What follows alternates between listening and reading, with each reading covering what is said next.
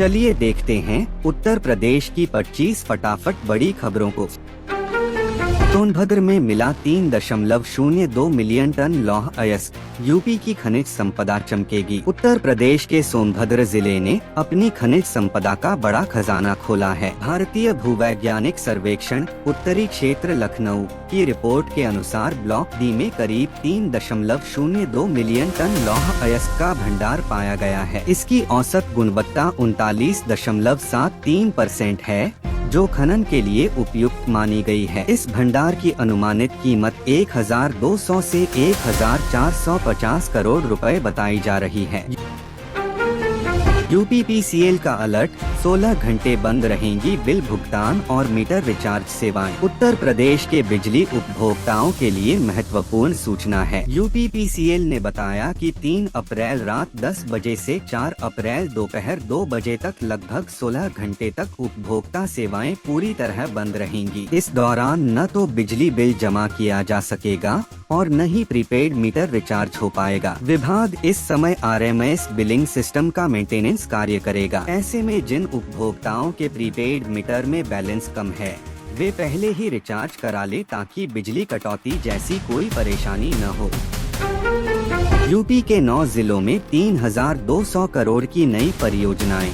Greater Noida बनेगा बड़ा IT hub. Uttar Pradesh में विकास कार्यों की रफ्तार तेज हो रही है। यूपी भूसंपदा विनियामक प्राधिकरण यूपी रेरा ने 9 जिलों में 11 नए आवासीय, मिश्रित और वाणिज्यिक प्रोजेक्ट्स को मंजूरी दे दी है। इन परियोजनाओं का कुल निवेश करीब 3200 करोड़ रुपए है। खास बात यह है कि ग्रेटर नोएडा में 8843 करोड़ रुपए की लागत से एक बड़ा वाणिज्यिक आईटी प्रोजेक्ट विकसित किया जाएगा। इस प्रोजेक्ट में 1077 आईटी ऑफिस स्पेस तैयार होंगे, जो क्षेत्र को प्रमुख कॉरपोरेट और आईटी हब बनाने में मदद करेंगे तथा रोजगार और निवेश के नए अवसर पैदा करेंगे।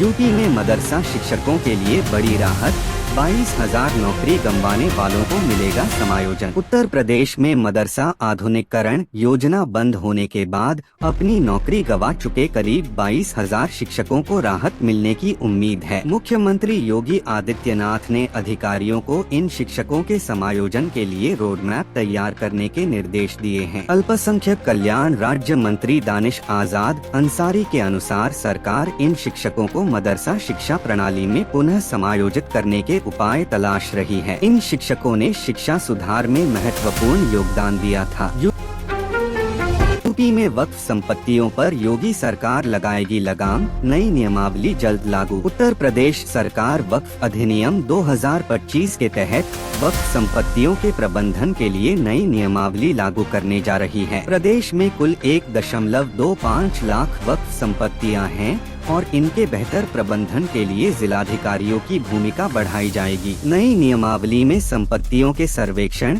सत्यापन और विवाद समाधान की प्रक्रिया को अधिक पारदर्शी और तेज बनाने का प्रस्ताव है।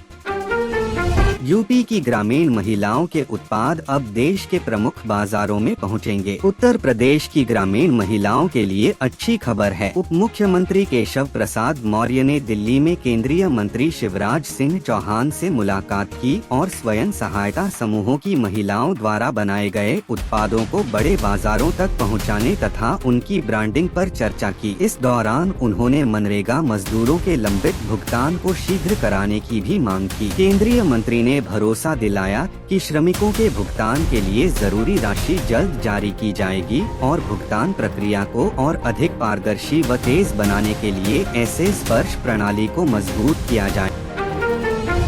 यूपी में 16 जून तक पूरी होगी पांडुलिपियों की खोज, डाटा ज्ञान भारतम ऐप पर उपलब्ध होगा। उत्तर प्रदेश में राष्ट्रीय पांडुलिपि सर्वेक्षण कार्यक्रम तेजी से चल रहा है। मुख्य सचिव SP गोयल ने 16 जून तक पांडुलिपियों की पहचान का कार्य पूरा करने के निर्देश दिए हैं। बैठक में सर्वेक्षण, संरक्षण और डिजिटलीकरण की प्रगति की समीक्षा की गई। मुख्य सचिव ने कहा कि भारत की समृद्ध पांडुलिपि विरासत को आधुनिक तकनीक के जरिए डिजिटल प्लेटफॉर्म पर लाना जरूरी है। इसके लिए आमजन की भागीदारी महत्वपूर्ण है और लोगों को इस अभियान से जोड़ने पर विशेष जोर दिया गया है। है। यूपी में ब्लड बैंकों पर सख्त कार्रवाई, 10 केंद्र तत्काल बंद। उत्तर प्रदेश सरकार ने ब्लड बैंकों में बड़े पैमाने पर कार्रवाई की है। खाद्य सुरक्षा और औषधि प्रशासन विभाग ने 17 जिलों में 54 रक्त केंद्रों की जांच की। जांच में गंभीर अनियमितताएं पाई गयी, जिसके चलते 10 ब्लड बैंकों का संचालन तुरंत बंद कर दिया गया। इनमें आगरा,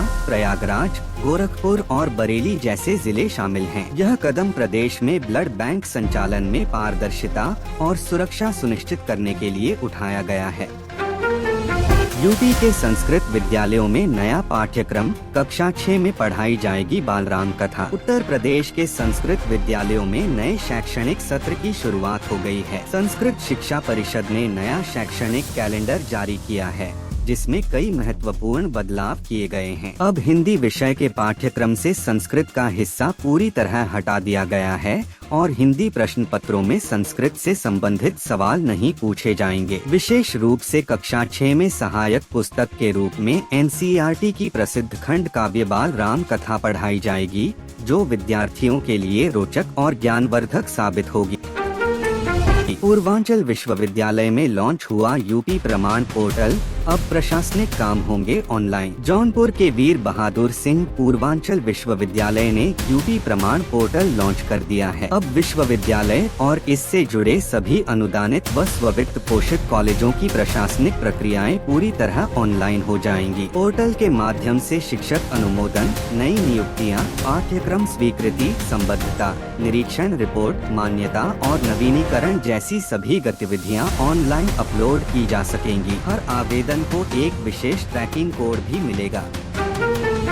झांसी को मिली 15 किलोमीटर लंबे 4 लेन ग्रीन फील्ड बाईपास की सौगात। झांसी में दक्षिणी हिस्से में 15.572 किलोमीटर लंबे 4 लेन ग्रीन फील्ड बाईपास का निर्माण जल्द शुरू होने वाला है। यह बाईपास NH 44 के बंगाई खास गांव से शुरू होकर NH 39 के ओरछा तिगेला तक जाएगा। सड़क परिवहन और राजमार्ग मंत्रालय के अनुसार परियोजना को प्रशासनिक और वित्तीय मंजूरी मिल चुकी है। इस पर करीब 631.73 करोड़ रुपए खर्च होंगे। नई सड़क से ट्रैफिक दबाव कम होगा और हाईवे कनेक्टिविटी मजबूत होगी। यूपी में विवाह पंजीकरण अब आधार से होगा। दूल्हा दुल्हन और गवाहों की बायोमेट्रिक पहचान। उत्तर प्रदेश में विवाह पंजीकरण प्रक्रिया अब और अधिक पारदर्शी और सुरक्षित हो गई है। 1 अप्रैल से लागू नई व्यवस्था के तहत दूल्हा दुल्हन और दोनों पक्षों के गवाहों की पहचान आधार कार्ड के बायोमेट्रिक सत्यापन से की जाएगी। केवल पहचान सत्यापित होने के बाद ही विवाह का पंजीकरण पूरा होगा। मुख्य सचिव के निर्देश पर यह कदम फर्जीवाड़ा रोकने और वास्तविक व्यक्तियों की उपस्थिति सुनिश्चित करने के लिए उठाया गया है। IIT कानपुर का इनोवेशन, AI से बना बायोग्लास बदल देगा दिव्यांगों का जीवन। IIT कानपुर के वैज्ञानिकों ने दिव्यांगजनों के लिए बड़ी उपलब्धि हासिल की है। यहाँ AI तकनीक की मदद से बायोग्लास नाम का उन्नत कृत्रिम हाथ तैयार किया गया है, जो सामान्य हाथ की तरह काम करने में सक्षम है। यह इनोवेशन IIT के इनक्यूबेशन एंड इनोवेशन सेंटर से जुड़े स्टार्टअप लाइफ एंड लिम ने विकसित किया है। इस तकनीक से हाथ खो चुके लोगों को रोजमर्रा के कामों में आसानी होगी और वे अधिक आत्मनिर्भर बन सकेंगे। चौधरी चरण सिंह विश्वविद्यालय में बड़ा बदलाव, 2026 से शुरू होगा 4 वर्षीय BA BEd कोर्स। नए शैक्षणिक सत्र 2026 से चौधरी चरण सिंह विश्वविद्यालय में 4 वर्षीय एकीकृत BA BEd और BSc BEd कोर्स शुरू होने जा रहे हैं। इस नई व्यवस्था से छात्र छात्राएं 12वीं के बाद सीधे शिक्षक बनने की दिशा में कदम बढ़ा सकेंगे। कोर्स के तहत स्नातक और BEd की पढ़ाई एक साथ पूरी होगी, जिससे समय की भी बचत होगी। दिगंबर जैन डिग्री कॉलेज के कार्यवाहक प्राचार्य डॉक्टर दीपक मौर्य के अनुसार यह पहल विद्यार्थियों के लिए करियर के नए अवसर खोलेगी। समाज कल्याण विभाग का बड़ा फैसला, छात्रवृत्ति से वंचित छात्रों को मिलेगा दोबारा मौका। छात्रवृत्ति से वंचित रह गए विद्यार्थियों के लिए राहत की खबर है। समाज कल्याण विभाग शैक्षिक सत्र 2025 से 26 के लिए छात्रवृत्ति और शुल्क प्रतिपूर्ति योजना का पोर्टल एक बार फिर खोलने जा रहा है। जो छात्र छात्राएं किसी कारणवश आवेदन नहीं कर पाए थे, वे अब दोबारा आवेदन कर सकेंगे। इस सुविधा का लाभ सामान्य वर्ग, अनुसूचित जाति और अनुसूचित जनजाति के विद्यार्थियों को मिलेगा। विभाग का लक्ष्य है कि कोई भी पात्र छात्र तकनीकी या अन्य वजहों से इस योजना से वंचित न रहे।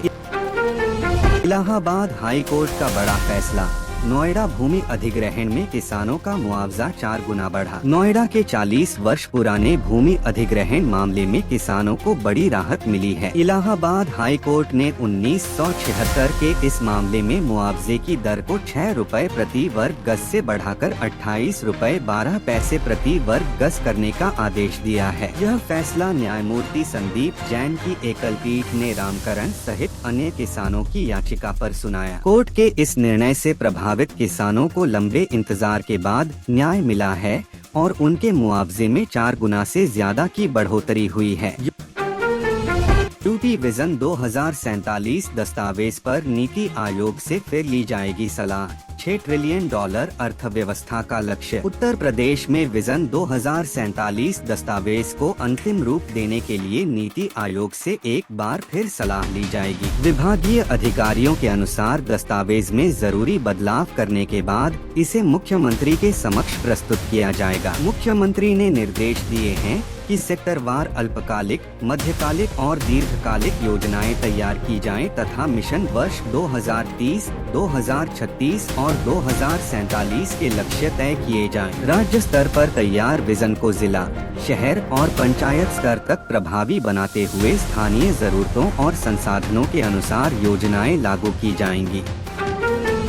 यूपी पीडब्ल्यूडी ने 2,500 करोड़ सरेंडर के बावजूद 86% बजट खर्च कर बनाया रिकॉर्ड। उत्तर प्रदेश लोक निर्माण विभाग ने विकास कार्यों के लिए आवंटित बजट का 85.95% खर्च कर नया रिकॉर्ड बनाया है। हालांकि वाराणसी में मालवीय सेतु न बन पाने और अन्य कारणों से 2,500 करोड़ रुपए सरेंडर करने पड़े। मुख्यमंत्री की निरंतर निगरानी के कारण विभाग 29,723 करोड़ के शेष आवंटित बजट का 94% और कुल 32,676.49 करोड़ के विकास कार्यों का 85.95% धनराशि खर्च करने में सफल रहा। यूपी में खाद्य प्रसंस्करण उद्योगों को मिलेगा बढ़ावा, ग्रामीण अर्थव्यवस्था होगी मजबूत। उत्तर प्रदेश में खाद्य प्रसंस्करण उद्योग को तेज गति से बढ़ावा दिया जा रहा है। उप मुख्यमंत्री ने बताया कि प्रदेश में कॉमन इनक्यूबेशन सेंटर्स का निर्माण किया जा रहा है, जहां उद्यमियों को आधुनिक तकनीक, प्रशिक्षण और प्रोसेसिंग सुविधाएं उपलब्ध होंगी। इसके अलावा प्रधानमंत्री सूक्ष्म खाद्य उद्योग उन्नयन योजना के तहत मोबाइल फूड प्रोसेसिंग यूनिट को शामिल करने पर भी विचार चल रहा है। यूपी ने 52,000 रूफटॉप सोलर लगाकर देश में नंबर 1 का रिकॉर्ड बनाया। लखनऊ सबसे आगे। उत्तर प्रदेश ने पीएम सूर्य योजना के तहत मार्च 2026 में 52,729 रूफटॉप सोलर सिस्टम इंस्टॉल करके पूरे भारत में पहला स्थान हासिल कर लिया है। महाराष्ट्र और गुजरात जैसे बड़े राज्यों को पीछे छोड़ते हुए यूपी ने यह कीर्तिमान स्थापित किया। फरवरी 2024 से 31 मार्च 2026 तक प्रदेश में कुल 4,48,237 लोगों ने रूफटॉप सोलर लगवाया है। इस उपलब्धि से उत्तर प्रदेश साफ और हरित ऊर्जा की दिशा में एक बड़ी छलांग लगा चुका है।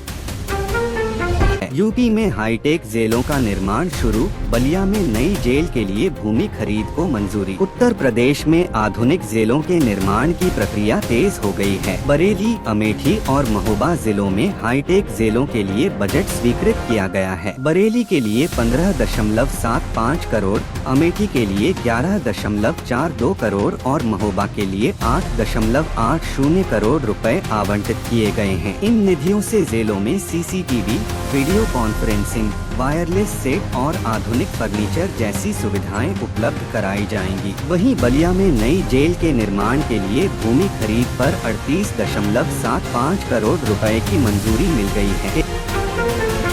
एआईएमआईएम का अखिलेश पर हमला, मुस्लिमों को गुलाम मानते हैं, सपा ने दिया करारा जवाब। उत्तर प्रदेश में 2027 के विधानसभा चुनाव से पहले राजनीतिक बयानबाजी तेज हो गई है। ऑल इंडिया मजलिस-ए-इत्तेहादुल मुस्लिमीन एआईएमआईएम के नेताओं ने आरोप लगाया कि सपा प्रमुख अखिलेश यादव मुस्लिमों को अपना गुलाम मानते हैं। इस बयान पर सपा नेता और मऊ की घोसी लोकसभा सीट से सांसद राजीव राय ने तीखा जवाब दिया। उन्होंने कहा कि चुनाव से पहले ऐसे बयान आते रहते हैं और जनता इनकी समझदारी से परख करती है।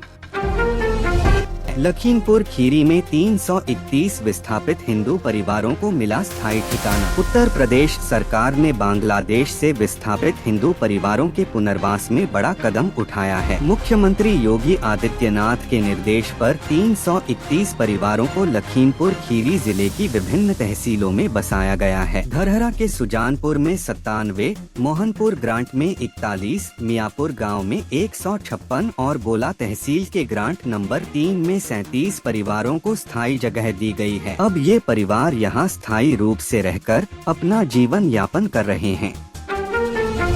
बिना मान्यता वाले 29,208 स्कूल्स की लिस्ट जारी की यूपी बोर्ड ने अपलोड की वेबसाइट पर। उत्तर प्रदेश बोर्ड ने बिना मान्यता वाले विद्यालयों की पहचान के लिए अपनी आधिकारिक वेबसाइट पर 29,208 स्कूलों की सूची सार्वजनिक कर दी है। इस सूची में जिलेवार जानकारी दी गई है कि कौन से स्कूल हाई स्कूल स्तर के हैं और कौन से इंटरमीडिएट स्तर के, साथ ही किस वर्ग और किन विषयों में मान्यता प्राप्त है, इसकी भी स्पष्ट जानकारी उपलब्ध है। यह कदम शिक्षा व्यवस्था में पारदर्शिता बढ़ाने और अभिभावकों को सही जानकारी देने के उद्देश्य से उठाया गया है।